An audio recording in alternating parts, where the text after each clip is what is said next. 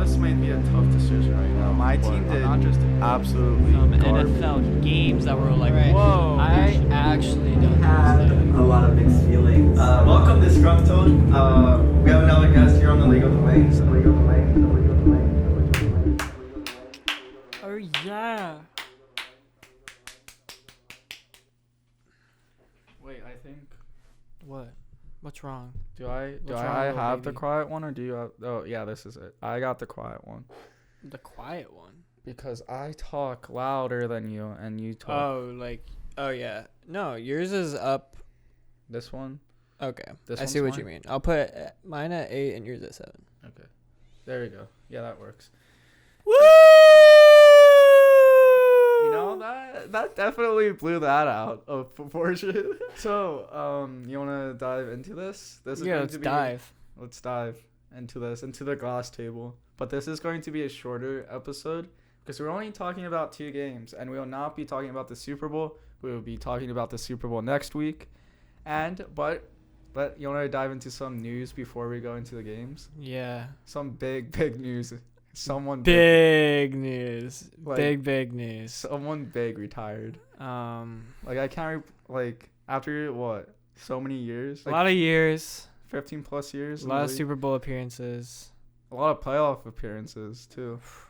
Don't even get me started. The amount of times he killed the Colts. Oh my Oh my god. god. Damn. Just a That rivalry slayed too them. between I mean, Peyton Manning and the other guy, like the that big guy. yeah, the number 1 player in the league, the GOAT, some might say. Others probably not. Listen. I'm listening. I don't think it's too far of a stretch to say he's the GOAT. I don't think it's too far of a stretch. Just considering his influence, Mm-hmm. you know, his peak and the dominance, you know, I mean, everything you want out of a GOAT, he had. Mm-hmm. I really think. And, I mean, should we just say it? I Yeah, guess. yeah. Let's just. It is official. Ben Roethlisberger is retiring. He It's a is. sad day. It's a very, very sad Spent day. his whole career with Pittsburgh. Never left the team that drafted him. I think. Didn't chase a ring with any other team. Yeah. So that's why I consider him the GOAT and Yeah. the only person worth talking about. Yeah. I think in the news cycle right now, honestly. I'm trying to remember to see if there's anything else we should talk about, like NFL news, but I don't think I there mean, is. we have the conference championships, of course. Oh wait. There's Yeah. the Pro Bowl. Oh, Brian Flores. Oh yeah, is suing. that lawsuit. Yeah, that's big. Bill Belichick Yeah. being a part of that lawsuit. Yeah. Because he thought he was messaging Brian DeBall. That shit's crazy, by the way. He's like, Wait. Giants, congrats. And Brian Flores was like, oh, I haven't interviewed with them yet. Which is fucked up because it means that they had already made up their mind. They were just trying to follow the Rooney Rule, or that is what is being insinuated in the lawsuit. But still, like, Bill Belichick, come on, bro. Do you want to dive into that a little bit deeper? For, Yeah, like, a I've read minute or up a two? lot on it. There's like a lot of crazy things that were mentioned in the lawsuit. So, notably, Brian Flores was asked by the owner when he was on the Dolphins to try and recruit a name, like a big name at quarterback, basically, which is probably why there are so many rumors around Deshaun Watson coming to Miami at one point. Mhm. But there was like something within the organization. It was like, okay, one or the other, either it's the owner or the coach doesn't want Deshaun Watson, but one of them is trying to convince the other to get Deshaun Watson. And that was like a big thing, you know? No one could exactly figure out who wanted Deshaun Watson, but all anyone knew was that there was interest for Deshaun Watson coming out of Miami. And then with this lawsuit, it was revealed that it was probably the owner because he was trying to get Brian Flores to basically tamper by trying to recruit quarterbacks mid-season, which is obviously bad. You're not supposed to do that. And then they end up drafting Tua, though. Obviously, like, even when Tua was around, there were still rumors about Deshaun Watson anyways, but regardless. There's also mention that I think in his first season, because they were also trying to get a better draft pick, that they were going to pay Brian Flores extra to lose games. $100,000 per loss, I heard. That's insane. Wild. Do you think that influenced some of his early losses or not at all?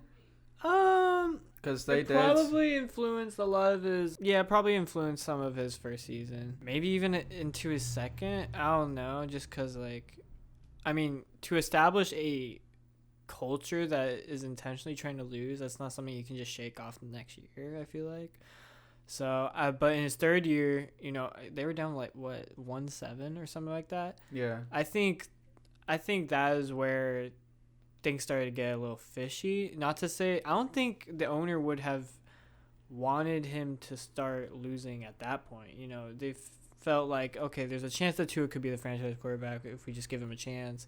We have a lot of the defense has really stepped up at those positions. We just got Jalen Waddle, you know, let's try and make a run for a playoff appearance.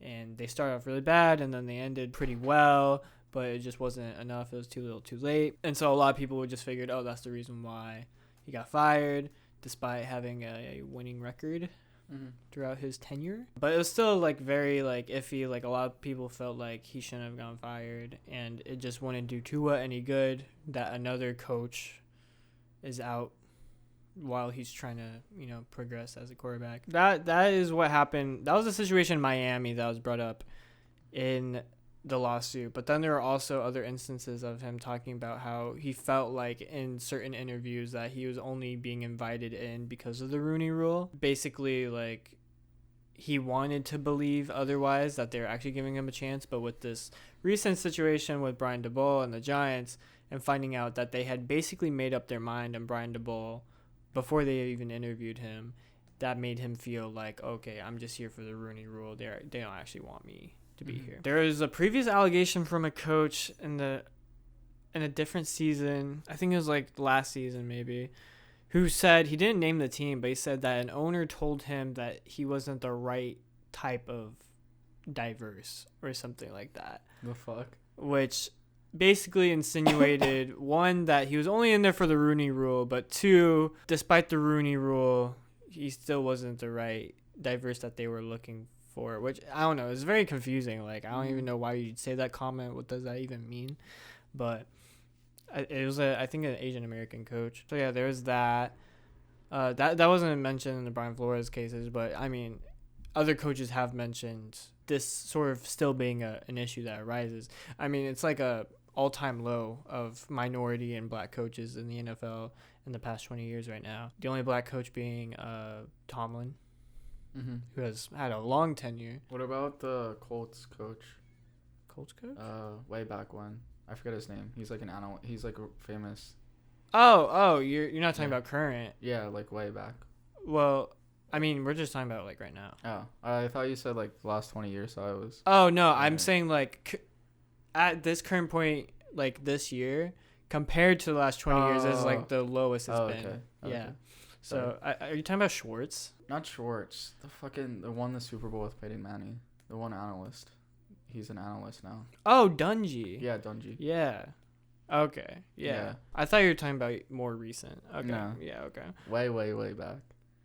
Way back. Got you. Because they're talking about Schwartz may come back for defensive coordinator for the Colts.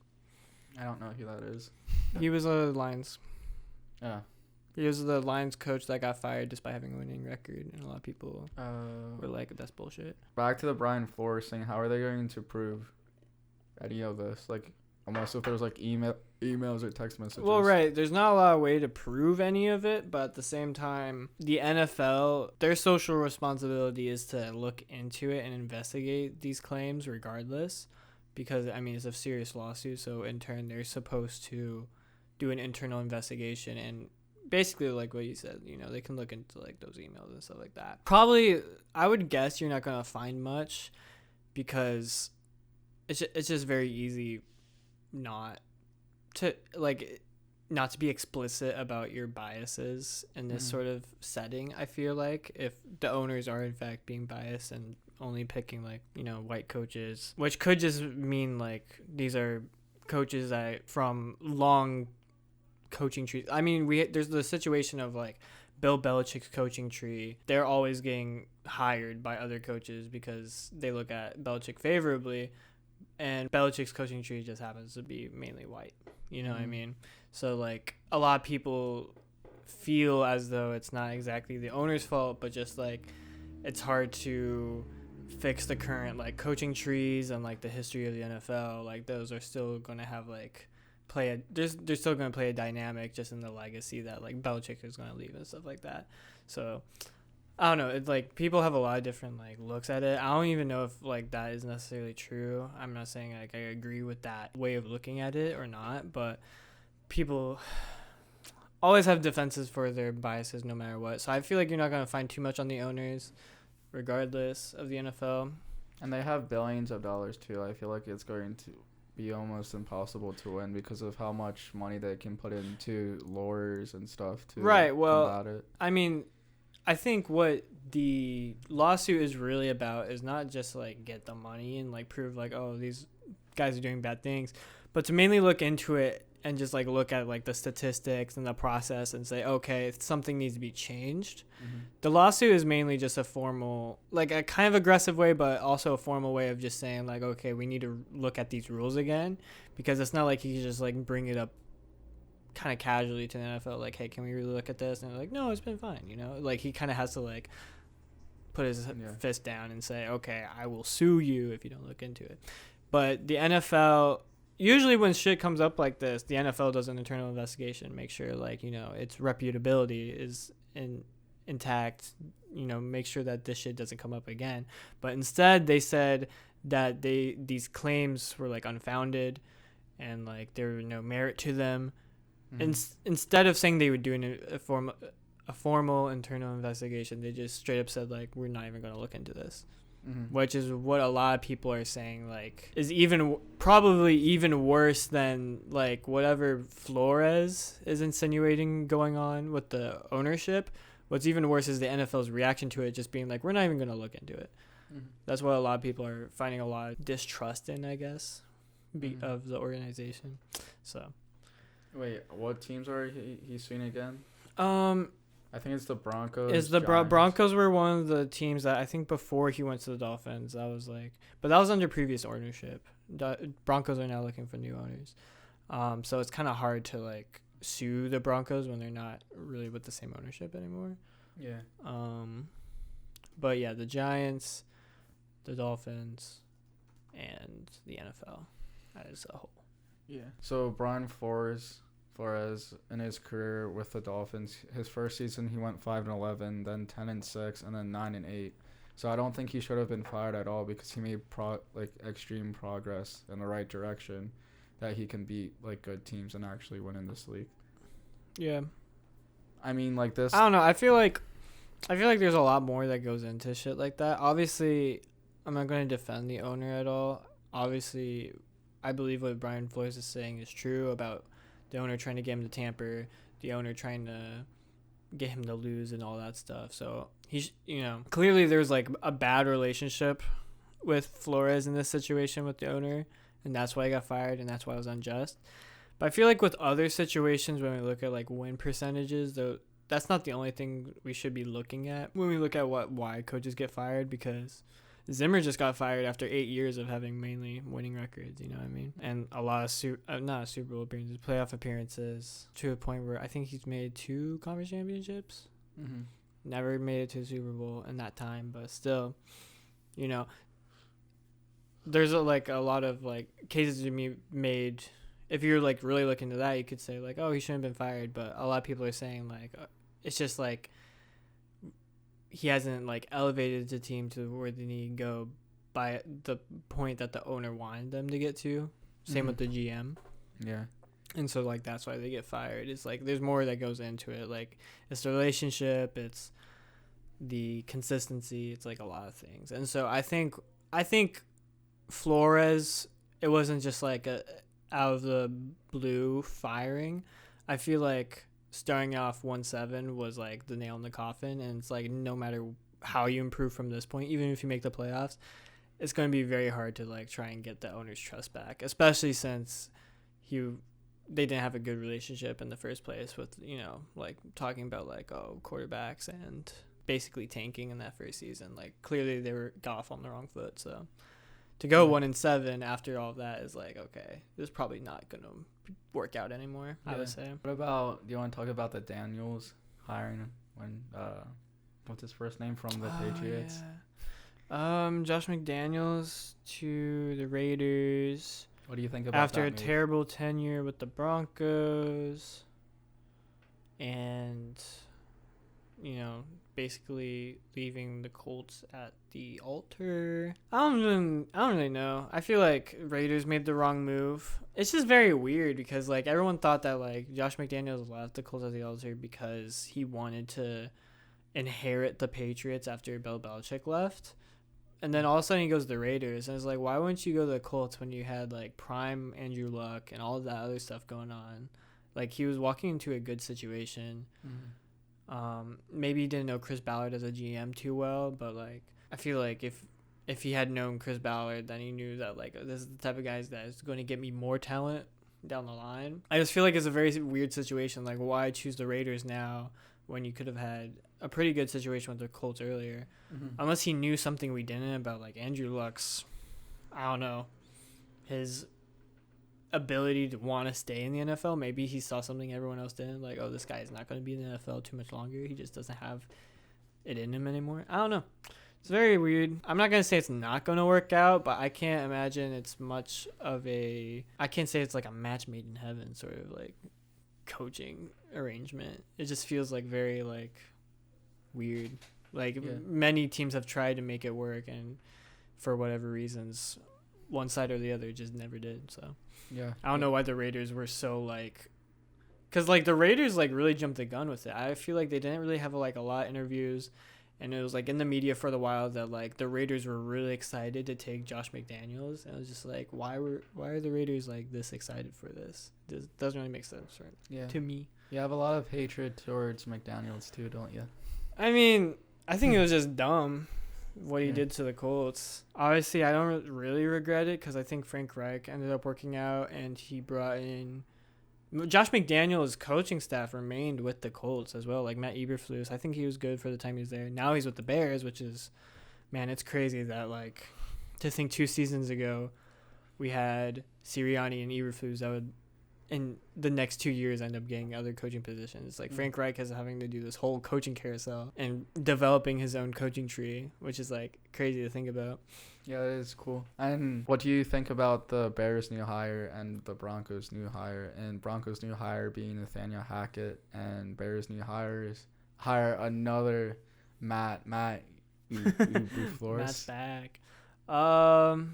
I have no idea who these guys are, so I can't put any input on. I don't know anything about the Broncos hire. I feel like it was a good idea to go with a fresh face with the Broncos. I feel like they needed a bit, I don't know, they just need something different. So I don't know too much about the Broncos situation, but I think as bad as Eberflus seemingly was towards the end of the season, like that performance against the Jaguars was terrible. I think he could make a good head coach. What's very interesting that he said is that he doesn't believe that the head coach should call plays, despite being the defensive coordinator for Frank Reich, who is notorious for calling his own plays and also having the best success rate in like the scripted plays, for example, like the first drives of a game. So it was very interesting to hear him say that and his opinion on it, and maybe that was like his own insight, like, okay, this is why the Colts didn't get back to the playoffs, because Frank Reich is being too stingy about his play calling or something. I don't know. Maybe it was a little bit of a hint, like that's why I'm taking a different coaching position, So yeah, I thought it was very interesting. I think the Bears are definitely going to benefit from a defensive coach, just because I feel like that is kind of like that's like the identity of the team from the beginning, like, trying to. What's his name? I'm blanking on the defensive end, the outside linebacker that went Mack? to. Yeah, Khalil Mack. I feel like they spent a lot of money and a lot of assets to get Khalil Mack, and it's like, okay, clearly they're trying to build their defense to be like a real, I don't know, threat. And it still is as bad as they were last year. I feel like their defense was still had a lot of like potential, and so I think Eberflus is going into a system that is going to give him a lot of foundation on the defensive side, and then he's going to be. I think his connections with like Nick Sirianni and Frank Reich will allow him to bring in a good offensive coordinator as well to take care of that play calling and all the offensive side of the ball. And I think he's always had a really great relationship with the players as well, which I don't think the Bears really had with Matt Nagy. So we'll just wait and see. It's the same thing with Nick Sirianni. Like, give him time. Obviously, he wasn't like the best at the beginning of the season, but then he improved. I think it's the same thing we're gonna have to see from Matt Eberflus. Just like, how can he adjust mid-season when things are not exactly how he planned? You know? Yeah, that makes sense. Is there any new head coaches hiring other than those three that you can think of? Because I only can think of three as of now for the new head coaches so far that got hired. Yeah, isn't it the Ball, Broncos, Raiders, Bears? I think there's more. I think there's at least one more, but I don't remember. Nothing like crazy, you know what I mean? Yeah, too irrelevant. But this is another segment where we can cross off in the off season. At least we talked about the new head coaching hires. Yeah. I guess that's enough news for around the league. We can jump into the the championship games for this weekend. So the first game was the Bengals versus the Chiefs, in which the Bengals won 27-24, and a wild second half where you had Patrick Mahomes absolutely laying a goose egg. Couple interceptions, one in the overtime, did he have one in the second half? It was a fourth quarter. Yeah, a fourth quarter interception. And an overtime. Yeah, 2 interceptions in the second half. And he just did not look good, and he was very irresponsible with the ball with the last drive that set up the field goal to tie the game that sent them into overtime. But he was in prime position to get a touchdown, and he failed to do that. And I predicted correctly with the 24, but I almost predicted correctly with the 27 as well. But I did say that McPherson was going to have a huge game as well. And he did just that, making another 4 out of 4 field goals for this, one being 50-plus and the game winner in overtime, which is just absurd for a rookie. He's breaking all kinds of records. I think he has 13 total field goals made in the playoffs, which is just absurd. Most of them, a few of them being over 50-plus, which is absolutely crazy. And he's perfect in the playoffs. And it's crazy to think because Robbie Gould is also perfect in the playoffs. 21 out of 21, but he's had a lot more playoff games than McPherson has, and McPherson almost has as many field goals made as Gould has, and he's also perfect as well. So it's interesting that he's catching up with Gould that fast. Yeah, I told you last podcast that you said you thought McPherson would get a lot of field goals, but then you put in a 28. Like, I was trying to tell you, like, you should make it a number that is more suited towards the type of game you're thinking it will be. You probably would have put 27 had you listened to me, and then you would have gone all right. Yeah. But instead, you kept your 28, and then I ended up being right with my 27. So I try to listen to you. That's a mistake. I feel like I keep ignoring your I'm so wise. advice. Yeah, Mahomes played very uncharacteristically towards the end. Yeah, I haven't really seen, like, even in the Super Bowl when he was getting rushed the whole time, like, he was playing his heart out, not making a lot of, like, big mistakes. It was just, like, he couldn't get anything done in the Super Bowl because of how bad his line was. Wide receivers were also uncharacteristically not getting a lot of separation, like with Tyreek Hill. I feel like the receivers played pretty well from the Chiefs. It was just, like, for some reason, it was either the line or Patrick Mahomes or both, just, like, they were not in coordination.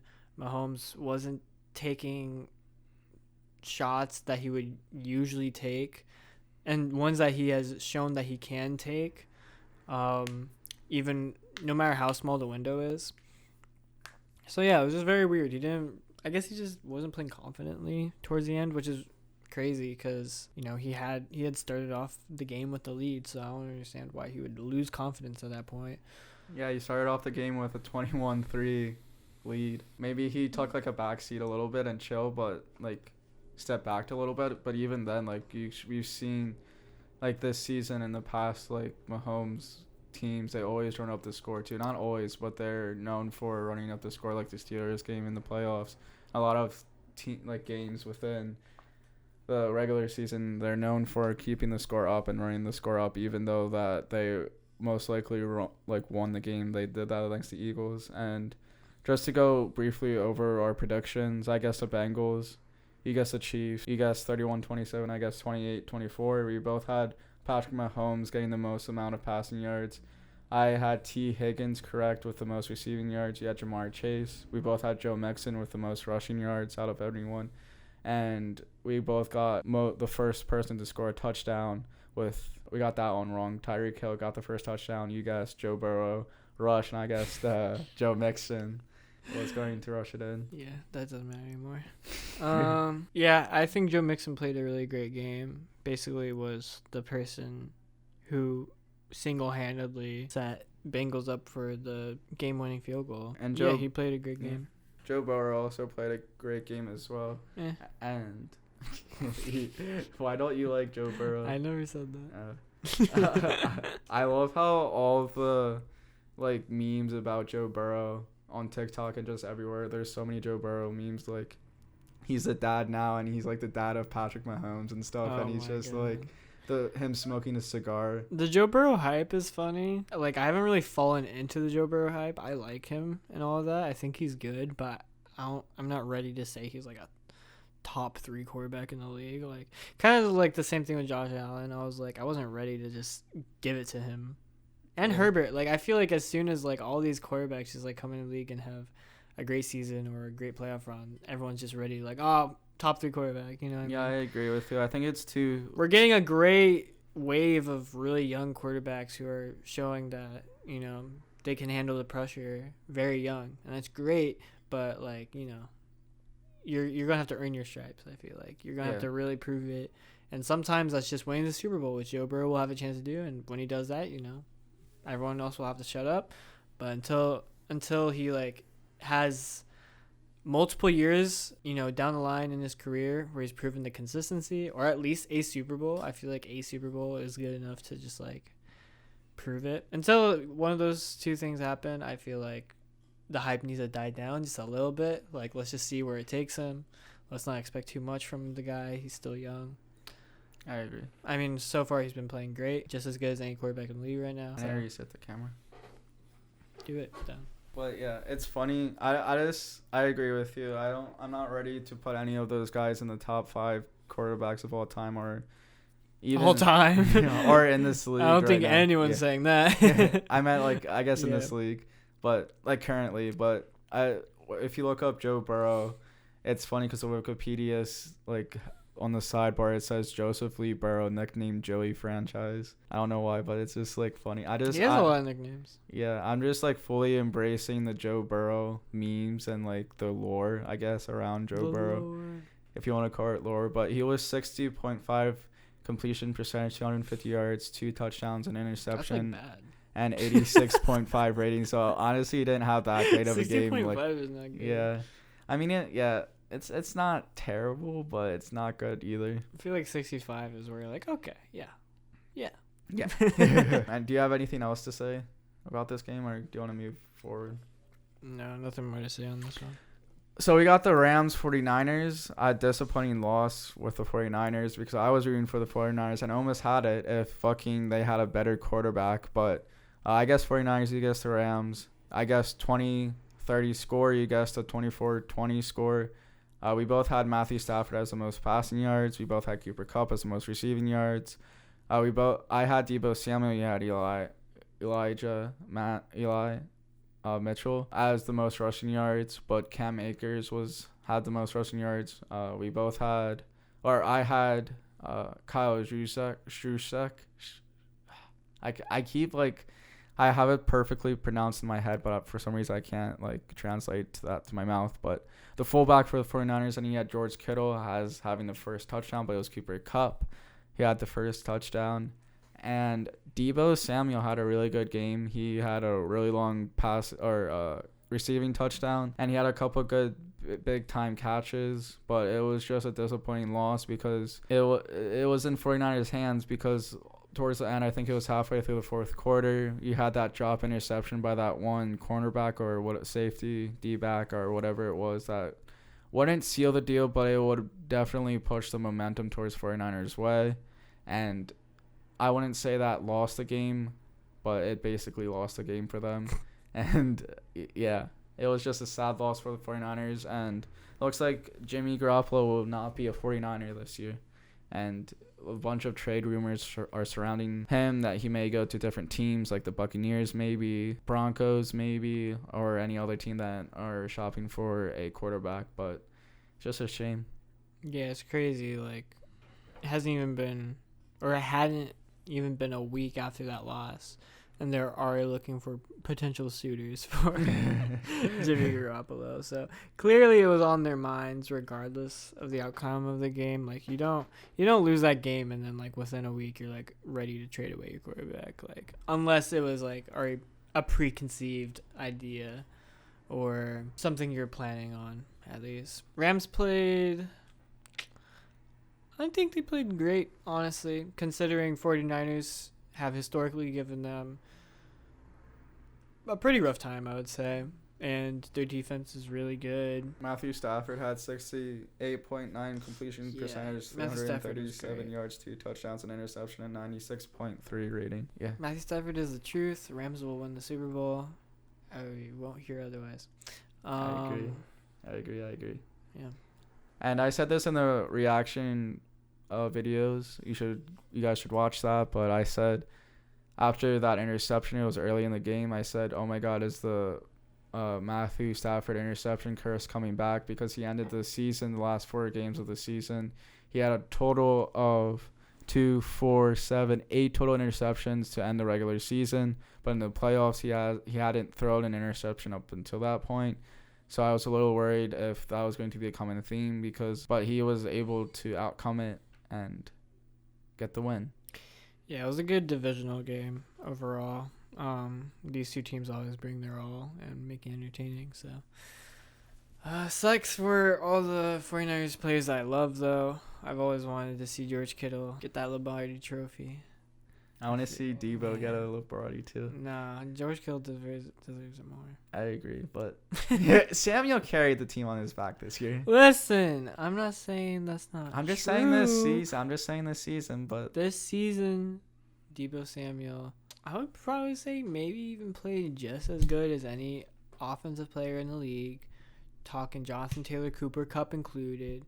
It's just because he plays 2 different positions that's hard to really weigh how good he is. You know, he's not setting records because his whole effort isn't on the receiving end. His whole effort isn't on the rushing end, but he's trying to balance 2 different things. So I feel like he's in the same sort of tier as Jonathan Taylor and Cooper Kupp as far as this season's performances have gone. Especially in the playoffs, he was phenomenal. I just think Rams were the more complete team at the end of the day. I think they have the right stars. I mean, they put basically everything into it to, obtain Jalen Ramsey, to obtain Von Miller, to obtain Matthew Stafford. They got OBJ basically for free. Like, luck, fortune and luck, destiny. It was all on the Rams side. I feel like 49ers they haven't had that in a bit. So things haven't exactly been the same since they traded away DeForest Buckner. I mean, didn't they lose the Super Bowl with Buckner? Yeah, Buckner was there when they lost the Super Bowl. So Buckner's ass. It's confirmed. Buckner got them the Super Bowl and they've been back since. So it's only been like 2 years. So. But one player shouldn't drop a team's stock that much. That's all I'm saying. Yeah, but he's that good. And half their team got injured last year too. So I feel like if you're doesn't matter, he would have carried. If he was still on the team, he would have carried. Because that's one thing about DeForest, he rarely ever goes down. Probably the first time I ever saw him go down with an injury was this season, and he still didn't miss a game from it. So if he carries a team so much, then how come the Colts haven't made a Super Bowl or a deep playoff run in the very least? It's a great question. You want to know my theory? NFL's rigged. I think It's mainly because he has to have a good relationship with the coordinator. I think they were trying to work out the flaws because I mean he's been getting double teamed a lot more this season than any other season. So that's also part of it. There's no edge rush around him either, so like no one, there's no reason not to let go of that double team on him. And I think a lot of the reasons why the defense fell apart was because the relationship with the coordinator, Matt Eberflus. And so that's why I'm kind of happy he's gone, just because like I'd like to see a fresh face there that could try and build a stronger relationship with the players. Mm-hmm. I know I just said earlier that Eberflus did have strong relationships with the players, which I agree with. If we're talking like Darius Leonard had a great relationship with him, a lot of other players did. But for some reason, I just felt like DeForest Buckner wasn't being used to his full potential. But if he's so good, he can overcome anything in any circumstance. No, because when he was that good with the 49ers, they had Robert Saleh that was able to unleash all his potential. This is a very chess-based game. Like, you can have the best player in the world, but if you don't know how to utilize them, then they're not going to be able to just carry a team on their back. Tom Brady was able to have 2 Hall of Fame coaches to show him the way and get the Super Bowls, okay?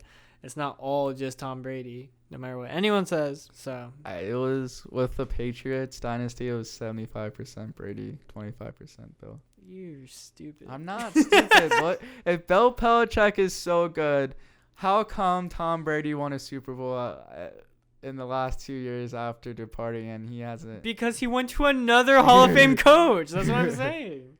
I'm not saying that Tom Brady only depends on one person ever. I'm just saying he depends on a really good organization and structure in general. Tom Brady, come back to the Eagles and prove that you can win with a non-Hall of Fame. Nick Sirianni is a Hall of Fame coach. We just don't know it yet.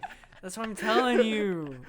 If Tom Brady came back to the Eagles, he would show everyone that Nick Sirianni is the truth. Because then finally Nick Sirianni is given the piece that he needs to unlock the potential of the team. If you don't have a coach that can unlock the potential, then the player, no matter what, no matter how good they are, is going to look bad. I think he just sucks, Buckner. DeForest Buckner might be the best defensive player on the team. I know that Darius Leonard has the bigger contract. There's a lot of reasons why we would point to Darius Leonard as the better player, just like statistics-wise and all of that. But I think DeForest Buckner is it. But the only reason why DeForest Buckner is still happy with the Colts is because I think, hot take, that he is Frank Reich's favorite player. Wow. More than Carson Wentz, more than Jonathan Taylor, more than Darius Leonard. I really think that Frank Reich and maybe even Chris Ballard's, just based off of how Chris Ballard traded for him, first round pick.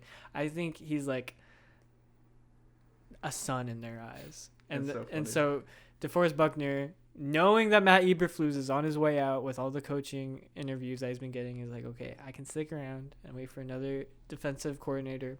One that Frank Reich would get to pick, because Frank Reich didn't pick Matt Eberflus. Matt Eberflus was part of the Jack McDaniels coaching staff. Frank Reich will pick the right guy for me once Eberflus is out. He is out. He's at the Bears. That's what I'm saying. So we're going to see a lot better from DeForest Buckner if they make the right call at defensive coordinator, which I think they will. I have a quick question for you. Why do the Colts like throwing out first round picks? Throwing out? Yeah, like why do they just like throw first round picks in the garbage? Okay, you tell me. If you had the chance to take DeForest Buckner, knowing how good he is, would you still keep that first round pick to take a chance on some college player? I'm just messing with you. And knowing how young DeForest Buckner still is as well. That was basically the philosophy. Because, like, I don't even know who the 49ers took. I think the 49ers ended up trading that first pick away anyways. So it's like, I think they gave it to someone else. I was just memeing because of the Carson Wentz first round pick, too. I think they gave it to the Bucs, and the Bucs took that right tackle. He's 27 years old. 49 total tackles, 5. So at the time, he was 25. 5.5 sacks through 12 games this season. He was active. He is active week 13. I'm just reading off of Google. It's so confusing. Like they don't have They don't have an updated thing. When you like look up the Forrest Buckner, it says the 27-year-old has 49 total tackles and 5.5 sacks through 12 games this season, and is active for week 13. Like that's I'm reading off of Google. Like that's what it says when you look up the Forrest Buckner age. Interesting. But I was just memeing on you because of the Carson Wentz first-round pick as well that you gave the Eagles so graciously as well. It was conditional. That's all I can say. But to wrap up this podcast, unless if you have anything more to say, but with the Deebo Samuel, he had such an impressive season. I just wanted to state his season. He had 1,400. Where the fuck is this? He had 1,400 receiving yards, 77 receptions. Where's the touchdowns? All right. He had this is so fucking confusing. Why? He had 59 rushes, 365 yards. All right. He had 8 rushing touchdowns. I don't know how many receiving touchdowns he had, but he had a lot of receiving touchdowns. That's all I'm saying. Mm-hmm. And with Garoppolo, he has a 34-15 record with the 49ers, which sounds really good, but until it's not. When you can't win the big games is what I'm saying. Yeah, Deebo Samuel had 6 receiving touchdowns this year, but yeah, this is the same with Wentz and Garoppolo. You know, it's like as long as the team is able to like have the balance of like rushing and passing, then he's great. Like he's a great quarterback in the rushing game. Yeah. But as soon as you tell him, it's like, okay, this is all on you, he fails. So you're right. He's good until he's not. I agree. Whereas you want a quarterback like Joe Burrow, let's say Joe Burrow, who's just good. Maybe not great always, but he's always at least good. Yeah, I agree. You know what is also good? Water. I like water. I'm thirsty as hell. All right, go get some fucking water then. Do you have anything else to say, or can we I wrap mean, this up?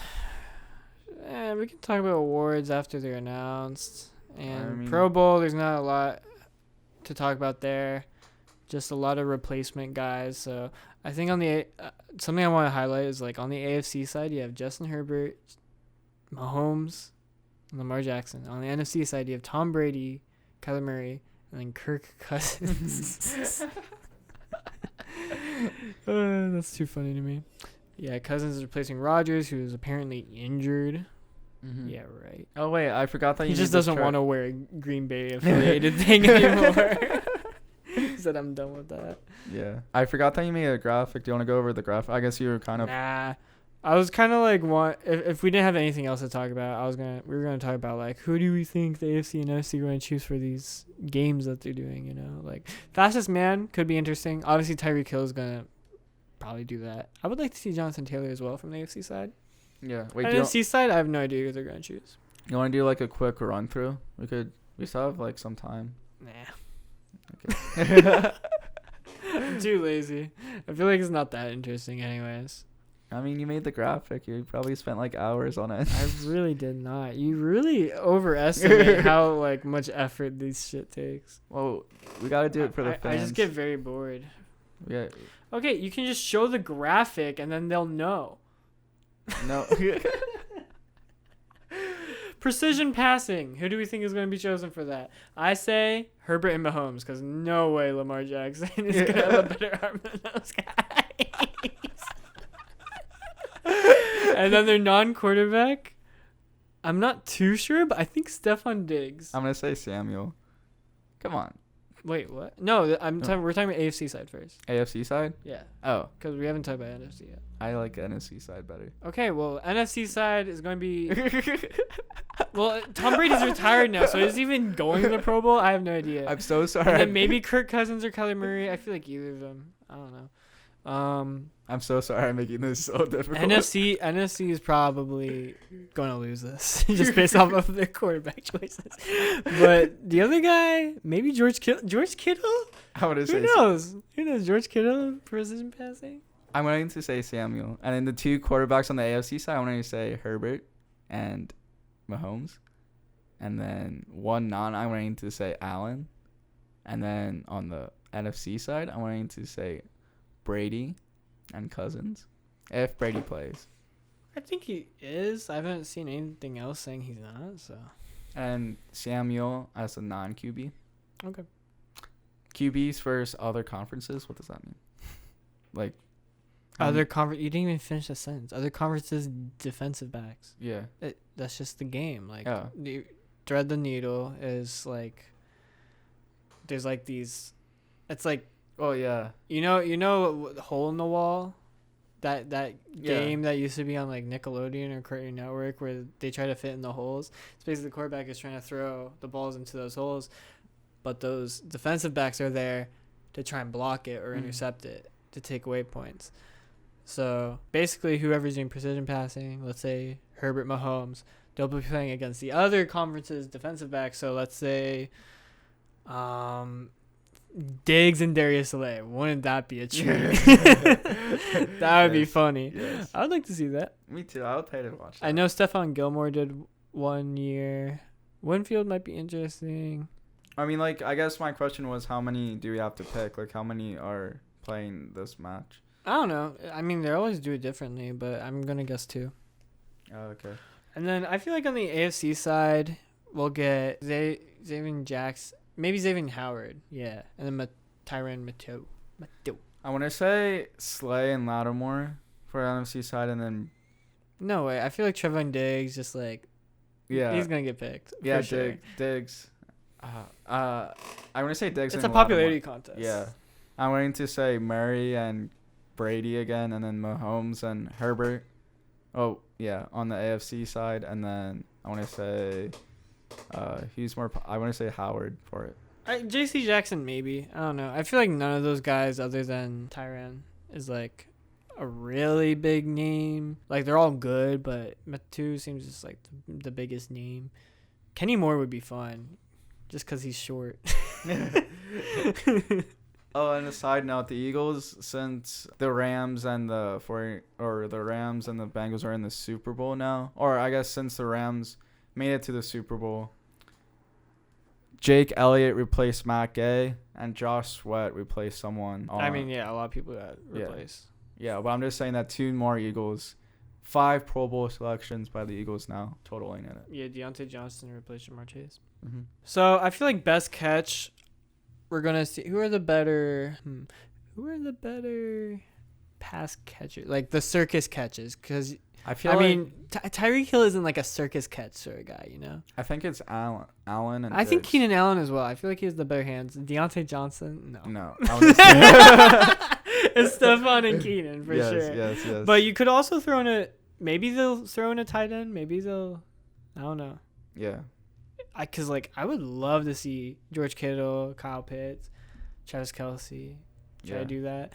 But if we're just talking about wide receivers, which is what it looked like from the rules site, then on the other side, Justin Jefferson, 100%. And I'm going to say Evans, too. Really? Evans, I would say CD. Really? Yeah, I think CD is more of the type to do, like, circus catch stuff than Mike Evans. I feel like Evans had a lot of circus catches this year. I'm right. You're wrong. Move on. It's been a lot of, like, impressive catches. But I don't know about circus catches. I feel like CeeDee Lamb is the guy that will just, like, do the one-handers. I feel like Mike Evans is very much like, I'm a two-hand guy. Yeah. I can see CeeDee Lamb being a lot more cocky, too. Well, not like exactly. cocky, Like, it's about the showmanship Yeah. mainly, which is, like, Justin Jefferson, clearly. Yeah. Showman, for sure. I think CeeDee Lamb's more so that speed than Mike Evans. And, like, I feel like they might just throw Tyreek Hill in there because I feel like he would want to do that sort of competition. But at the same time, I feel like he wouldn't do as good a job. I think he's a very flashy player, but he's not circus catching flashy. Yeah, exactly. I don't think he has the hands. Yeah. Like, he's still a great player, but he just doesn't have the best catch sort of I agree. showmanship. Anyways, fastest man, that's where Tyreek Hill comes to play. Yeah. And I would say Jonathan Taylor would be fun to watch as well. I agree. Is Lamar Jackson? That might be interesting too, but they're only saying wide receivers, running backs, and defensive backs for some reason. So it's 2 skilled positions. Is it 2 skilled position, like 2 receivers, 2 running backs, No, 2? just 2 in general. Oh, okay. I'm going to say... Wait, what does that... For me... Like, wait. Oh, yeah. I'm going to say Hill. And I'm going to say Taylor. Okay, yeah, we're on the same page there. Yeah. NFC, who do we got? I'm going to say Jefferson, and I'm going to say Samuel, because I like Samuel, and Samuel's kind of fast. Okay. Interesting. What do you think about like Dalvin Cook or Kamara though? Wait, I'm going to change Samuel to Cook. Mm. Because I was contemplating between Cook and Samuel, and I picked Samuel Darius solely Slay because I like. fast? He is fast. What about Trevon Diggs?